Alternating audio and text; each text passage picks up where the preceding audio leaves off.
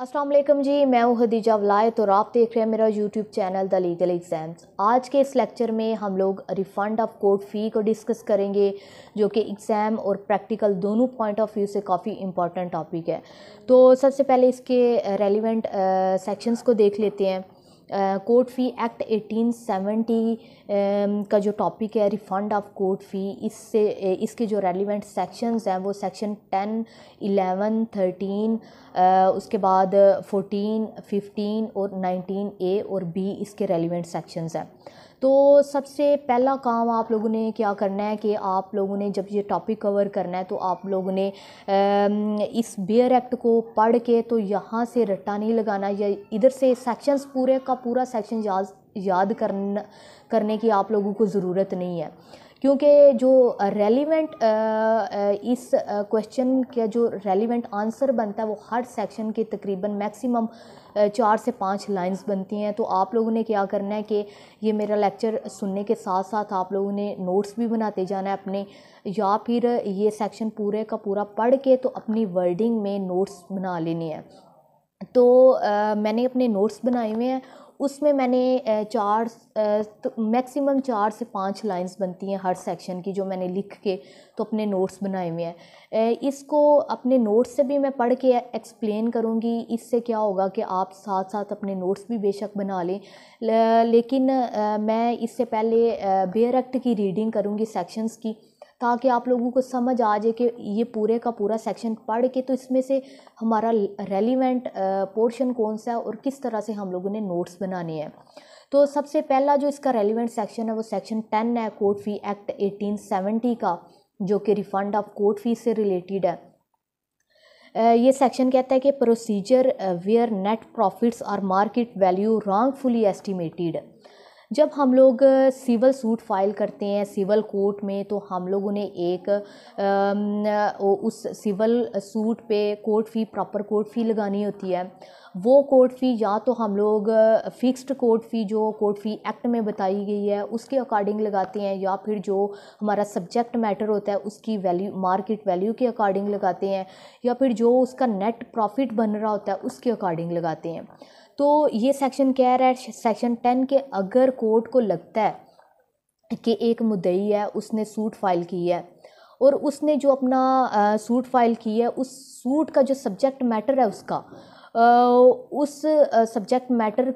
की market value को उसने उस मार्केट वैल्यू का रॉन्ग एस्टीमेट लगा के तो उस पर उसने कोर्ट फ़ी लगा दी है, या फिर जो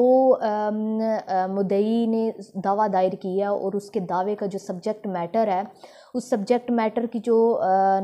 सब्जेक्ट मैटर का जो नेट प्रॉफिट आ रहा है उसका उसने रॉन्ग एस्टीमेट लगा के तो कोर्ट फ़ी पे कर दी है। तो अगर तो उसने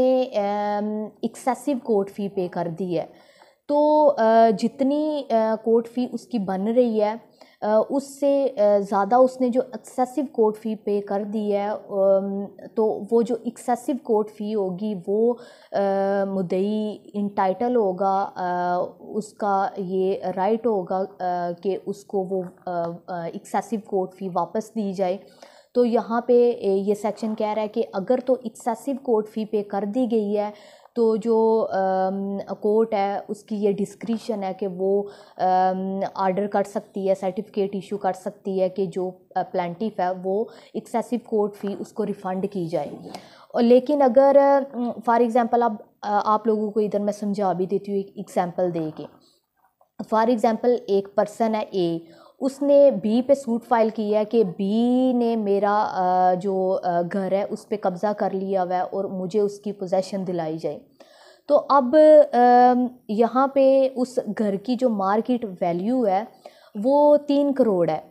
तो अब जो प्लेंटिफ है उसने जब उस घर की पोजेशन का सूट फाइल करना है उसको रिकवर करने के लिए, तो उसने उस घर की जो मार्केट वैल्यू है उसके अकॉर्डिंग कोर्ट फ़ी लगानी है। तो अब मार्केट वैल्यू बन रही है 3 करोड़।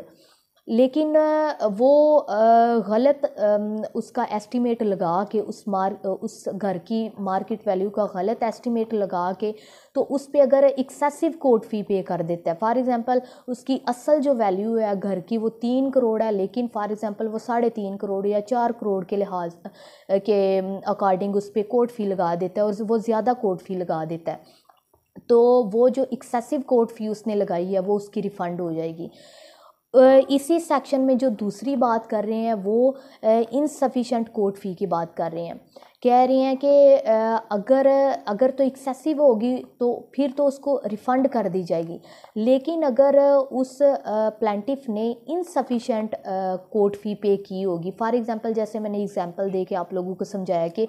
उसकी मार्केट वैल्यू 3 करोड़ बन रही है, लेकिन वो 2.5 करोड़ या फिर 2 करोड़ के अकॉर्डिंग उस पर कोर्ट फ़ी पे कर देता है, वो प्रॉपर कोर्ट फ़ी पे करता ही नहीं है, हालांकि उसको 3 करोड़ के अकॉर्डिंग कोर्ट फ़ी पे करनी थी और यहाँ पे वो कम कोर्ट फ़ी पे कर रहा है। तो यहाँ पे कोर्ट उसको प्रॉपर टाइम देगी कि इतने टाइम के अंदर अंदर अपनी कोर्ट फ़ी जो है वो प्रॉपर कोर्ट फ़ी पे करो। तो तीसरी बात वो कह रहे हैं कि जब कोर्ट ऑर्डर करेगी कि इतने टाइम के अंदर अंदर तुम अपनी कोर्ट फ़ी जो है वो अगर इनसफिशेंट है तो उसको प्रॉपर कोर्ट में पे करो, तो तब तक वो जो सूट होगा वो स्टे कर दिया जाएगा।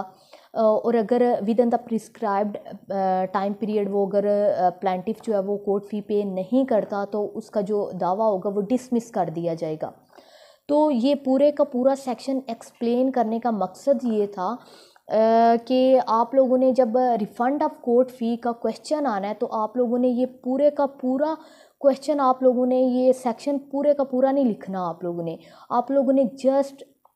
ये 3 लाइंस लिखनी। इस पूरे सेक्शन में 3 बातें की गई हैं, एक है एक्सेसिव कोर्ट फ़ी, एक है इनसफिशेंट कोर्ट फ़ी और लास्ट में मैंने बताया कि स्टे ऑफ सूट के अगर वो इनसफिशेंट उसने पे की हुई है कोर्ट फ़ी और कोर्ट प्रॉपर टाइम देती है फिर भी वो तब तक कोर्ट उसका सूट स्टे करेगी और अगर वो फिर भी पे नहीं करता तो उसका डिसमिस हो जाएगा।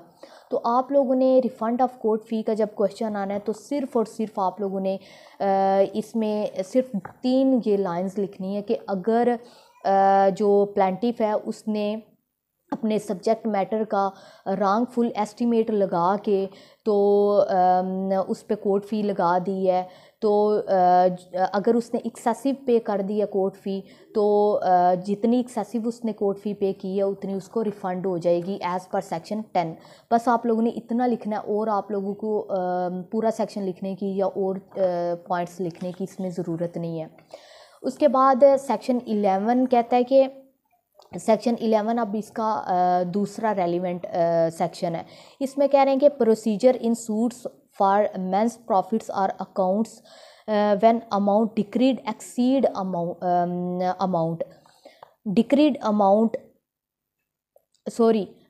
Procedure in suits for mesne profit or account when amount decreed exceed amount. इसमें कह रहे हैं कि अगर एक प्लेंटिफ मेंस प्रॉफिट का सूट फाइल करता है या अकाउंट्स का और वो जितनी अमाउंट अपनी क्लेम कर रहा है मेंस प्रॉफिट की अपने दावे में, उससे ज़्यादा अगर कोर्ट उसको डिक्री कर देती है अमाउंट, तो फिर क्या होगा, कोर्ट फ़ी कितनी वो पे करेगा या क्या है। ये पूरा सेक्शन भी मैं पहले आप लोगों को एक्सप्लेन करूँगी और ये भी एक्सप्लेन करने का मकसद यही है कि आप लोगों ने इसमें से भी सिर्फ 3 लाइंस लिखनी है। तो ये सारे का सारा सेक्शन पहले एक्सप्लेन करूँगी तो फिर ऑटोमेटिकली आप लोगों को समझ आ जाएगी कि हम लोगों ने जब रिफ़ंड ऑफ कोर्ट फ़ी का क्वेश्चन आना है तो इस सेक्शन 11 में हम लोगों ने सिर्फ 3 लाइंस जो हैं वो कौन सी लिखनी है। तो सबसे पहले वो कह रहे हैं कि इसका जो क्लास 1 है वो कहता है कि in suits for mesne profits or for immovable property or mesne profits or for an account if the profits or amount decreed और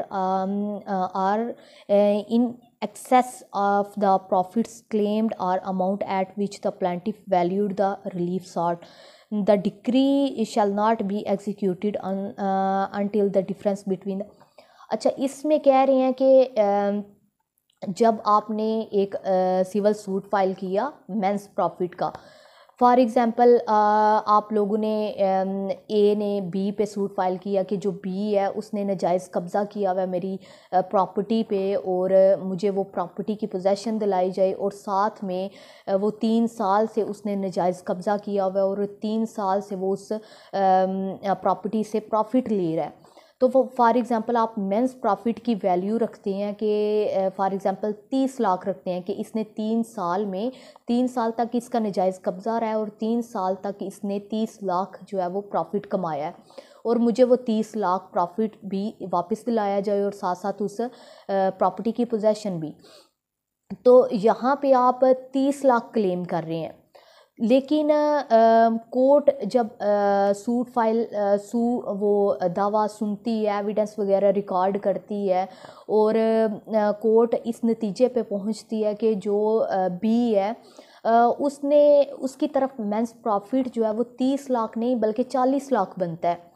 तो कोर्ट 40 लाख की अगर डिग्री पास कर देती है, तो यहाँ पे जो प्लेंटिफ है उसने तो 30 लाख के हिसाब से कोर्ट फ़ी पे की थी, तो ऊपर वाला जो 10 लाख है अब वो 10 लाख अगर इंक्लूड किया जाए तो 40 लाख बन गया। तो अब 40 लाख के हिसाब से उसको कोर्ट फ़ी पे करनी पड़ेगी ना। तो यहाँ पे कह रहे हैं कि जब इस तरह की सिचुएशन आएगी कि अगर प्लेंटिफ जो है वो कम अमाउंट क्लेम कर रहा है मेंस प्रॉफिट की, लेकिन कोर्ट जो है वो ज़्यादा अमाउंट डिक्री कर देती है, तो वो डिक्री तब तक एग्जीक्यूट नहीं होगी जब तक उस पर प्रॉपर कोर्ट फ़ी पूरे 40 लाख के हिसाब से पे नहीं कर देगा मुद्दई। तो इसका क्लास 2 इसी क्लास 1 में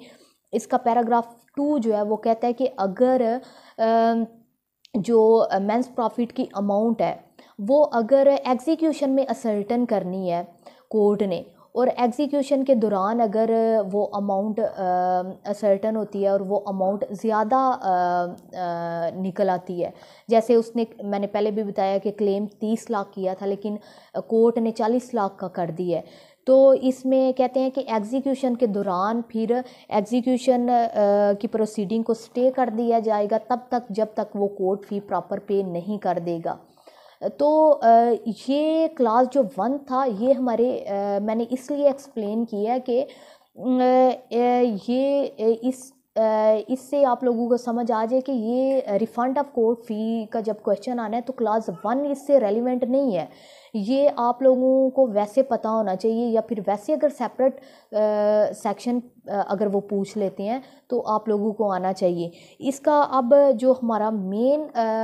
आंसर बनता है सेक्शन 11 से रिफ़ंड ऑफ कोर्ट फ़ी से, वो क्लास 2 है। और ये क्लास 2 में बस 3 लाइनें उन्होंने बताई गई हैं कि अगर वो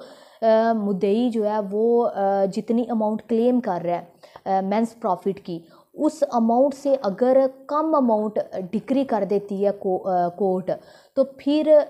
जो उसने एक्सेसिव कोर्ट फ़ी पे की होगी वो उसको रिफ़ंड हो जाएगी। फॉर एग्ज़ाम्पल उसने मेंस प्रॉफिट जो है वो 30 लाख क्लेम किया था, लेकिन कोर्ट ने उसको 10 लाख की डिक्री उसके हक़ में पास की है, तो ऊपर वाला जो 20 लाख की हद तक उसने एक्सेसिव कोर्ट फ़ी पे की हुई है वो उसको रिफ़ंड हो जाएगी। तो यहाँ पे आप लोगों को समझ आ गया कि आप लोगों ने एक सेक्शन को कैसे पढ़ना है और उसमें से रेलिवेंट पोर्शन निकाल के तो अपने क्वेश्चन का आंसर कैसे करना है। बहुत से ऐसे स्टूडेंट्स होते हैं जो पूरा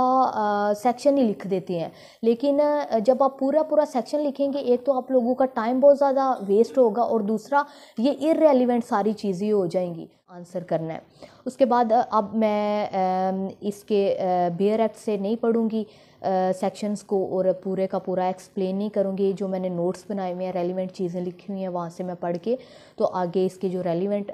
सेक्शंस रह गए हैं उनको एक्सप्लेन करूँगी। आगे इसका जो सेक्शन रेलिवेंट है वो 13 है। इसमें कहते हैं कि refund of fee paid on memorandum of appeal. इसमें अगर आपने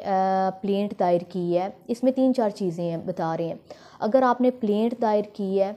और वो प्लेंट अगर रिजेक्ट हो जाती है, जो रिजेक्शन ऑफ प्लेंट की ग्राउंड्स हैं CPC में, उन ग्राउंड्स में से किसी भी ग्राउंड पे अगर आपकी प्लेंट रिजेक्ट हो गई है, या फिर आपने अगर अपील दायर की है और वो अपील भी रिजेक्ट हो गई है, या फिर अगर आपने ट्रायल कोर्ट के किसी फ़ैसले के अगेंस्ट अपील दायर की और वो अपीलेट कोर्ट ट्रायल कोर्ट के डिसीजन को रिवर्स कर देती है, चेंज कर देती है, और दोबारा उस केस को रीट्रायल करने के लिए रिमांड कर देती है, केस को ट्रायल कोर्ट के पास वापस भेज देती है केस को, कि दोबारा इस केस को चलाया जाए, इसका ट्रायल किया जाए, तो इस चीज़ को रिमांड कहते हैं। तो अगर अपीलेट कोर्ट केस को अगर रिमांड कर देती है, तो वहाँ पे भी अगर केस रिमांड हो गया है या अपील रिजेक्ट हो गई है, तो जो आपने कोर्ट फ़ी पे की है उस मेमोरेंडम ऑफ अपील पे, वो कोर्ट जो है वो एक सर्टिफिकेट इशू करेगी और कलेक्टर जो है उसको ऑथोराइज़ करेगी, तो आपकी कोर्ट फ़ी जो है वो रिफ़ंड हो जाएगी। यहाँ पे कह रहे हैं कि अगर कोर्ट ने लोअर कोर्ट के डिसीजन को रिवर्स करके केस को अगर रिमांड कर दिया है, और वो पूरे का पूरा केस रिमांड नहीं किया, अगर उसका कुछ पार्ट रिमांड कर दिया है, तो जो आपकी कोर्ट फ़ी है वो भी उसी हद तक रिफ़ंड होगी जिस हद तक केस रिमांड हुआ है। वो पूरे के पूरी आपकी कोर्ट फ़ी रिफ़ंड नहीं होगी, बल्कि उसी हद तक होगी जिस हद तक जो पोर्शन रिमांड हुआ है केस का। तो सेक्शन आगे 14 है, वो कहता है कि refund of fee on application of review of judgment, कि रिव्यू ऑफ जजमेंट की एप्लीकेशन अगर आप लोग फ़ाइल करते हैं विद इन 19 डेज़, इसका लिमिटेशन पीरियड 19 डेज़ है जो इसके स्केजुअल में बताया गया कोर्ट फ़ी एक्ट के। तो सेक्शन 14 कहता है कि अगर 90 दिन के अंदर अंदर आपने रिव्यू एप्लीकेशन फ़ाइल कर दी है, तो फिर जो आपने उस ओरिजिनल सूट पे जो जितनी कोर्ट फ़ी लगाई थी या जितनी अपील पे लगाई थी, उस कोर्ट फ़ी का हाफ़ आप लोग इस पे रिव्यू की एप्लीकेशन पे लगाएंगे।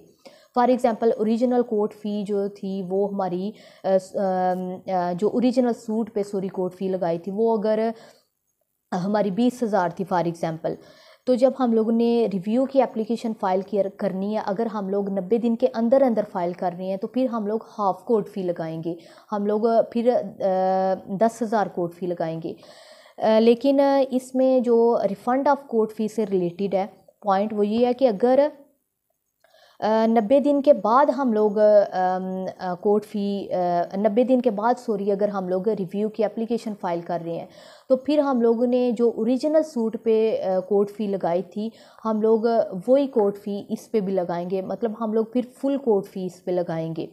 लेकिन इसमें कह रहे हैं कि अगर एज़ पर सेक्शन 14 अगर वो लिमिटेशन पीरियड इसका 90 दिन का था, 90 दिन के बाद अगर हमने रिव्यू की एप्लीकेशन फ़ाइल की और उसके बाद हमने पूरी कोर्ट फ़ी लगा दी, लेकिन हम लोगों ने बाद में एप्लीकेशन फ़ाइल की कंडोनेशन ऑफ डिले की, जो कि हम लोग जो लिमिटेशन एक्ट है उसके सेक्शन 5 में हम लोग कंडोनेशन ऑफ डिले की एप्लीकेशन फ़ाइल करते हैं। तो वो अगर हम लोगों ने एप्लीकेशन फ़ाइल की और कोर्ट को लगा कि हाँ सफिशेंट रीज़न थी, और कोर्ट ने हमारा जो लिमिटेशन पीरियड था वो एक्सटेंड कर दिया,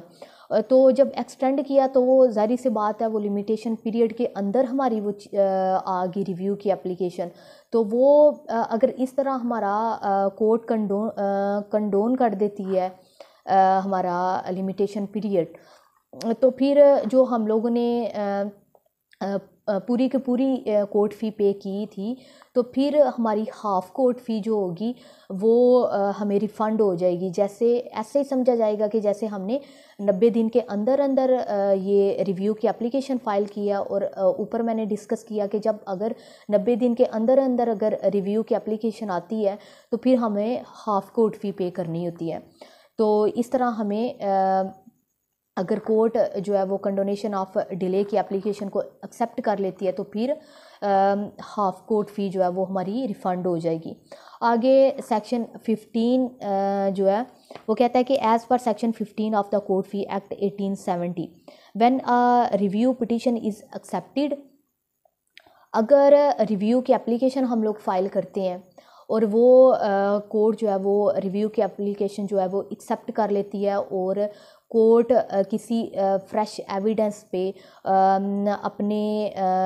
डिसीजन को रिवर्स कर देती है या मॉडिफाई कर देती है, तो फिर जो हमारा हम लोगों ने उस रिव्यू की एप्लीकेशन पे कोर्ट फ़ी लगाई थी वो हमारी रिफ़ंड हो जाएगी।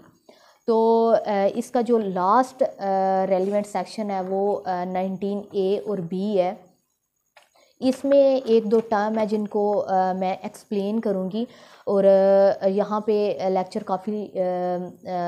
लंबा हो जाएगा, तो इसको मैं सेक्शन 19A और B को अपनी नेक्स्ट वीडियो में एक्सप्लेन करूँगी। आई होप आप लोगों को ये लेक्चर पसंद आया होगा और ये मेरा लेक्चर सुनने के बाद आप लोगों को समझ भी आ गई होगी कि हम लोगों ने कैसे अगर रिफ़ंड ऑफ कोर्ट फ़ी का क्वेश्चन आ जाता है तो उसको कैसे रेलिवेंट तरीके से हम लोगों ने लिखना है, पूरा सेक्शन नहीं लिखना। तो थैंक यू सो मच।